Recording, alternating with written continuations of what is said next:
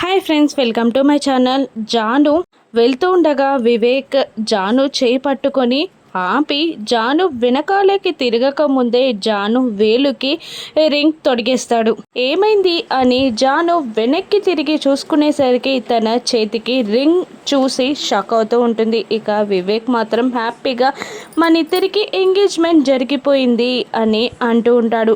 ఇక జాను ఆ రింగ్ని తీయడానికి చాలా ట్రై చేసినా కూడా అది రాదు. అప్పుడు ఇదేంటి రావట్లేదు అని జాను అంటూ ఉండగా అది ఎంత ప్రయత్నించినా రాదు కదా అని వివేక్ అంటూ ఉంటాడు. అప్పుడు జాను ఇలా అంటూ ఉంటుంది, ఇలా నా చేతికి గనక ఈ రింగ్ మీ అమ్మ కానీ చూసిందంటే అని అంటూ ఉండగానే దేవయాని అక్కడికి వచ్చి జాను అని గట్టిగా అరుస్తూ ఉంటుంది. ఇక దేవయాని రావడంతో వివేక్ డోర్ పక్కన దాక్కుంటాడు. ఇక దేవయాని జానుని ఇలా అడుగుతూ ఉంటుంది, ఏ జాను, మొన్న నా ఇయర్ బడ్స్ తీసుకున్నావు కదా అని అంటుండగా, తీసుకొస్తానత్తయ్య ఆగండి అని అంటూ దేవయాని ఇయర్ బడ్స్ని తీసుకొచ్చి లెఫ్ట్ హ్యాండ్తో ఇవ్వబోతుండగా, ఆ ఇయర్ బడ్స్ని తీసుకొని లెఫ్ట్ హ్యాండ్తో ఇస్తున్నావేంటి, నీ కుడి చేతికి ఏమైంది అని అంటూ ఉండగా జాను వివేక్ ఇద్దరు కంగారు పడుతూ ఉంటారు. దేవయాని మాత్రం వదలకుండా